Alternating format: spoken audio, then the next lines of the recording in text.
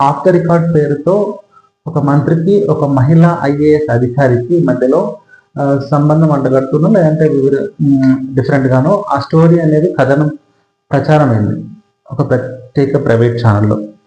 So ఆ private ఛానల్లో పనిచేసే వాళ్ళు ఎవరైతే ఉన్నారో దొంతు రమేష్ గారు కావచ్చు, లేదంటే పరిపూర్ణాచారి కావచ్చు, లేదంటే సుధీర్ గారు కావచ్చు, వీళ్ళ ముగ్గురిని కూడా అరెస్ట్ చేశారు పోలీసులు.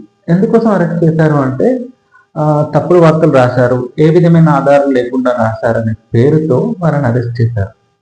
సో వార్త నిజమా కాదా ఏంటి అనే విషయాన్ని మనం డీప్గా డిస్కస్ చేయొద్దు, ఎందుకంటే పోలీస్ స్టేషన్ పరిధిలో ఉంది and at the same time investigation పరిధిలో ఉంది కాబట్టి ఇలాంటి విషయాలు మనం మాట్లాడకూడదు.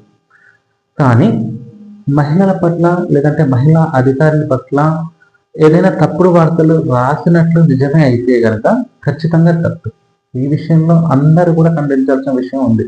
ఎందుకంటే మహిళలు అన్ని రంగాల్లో రాణిస్తున్నారు, మహిళలు అన్ని రంగాల్లో రాణించాలి కూడా.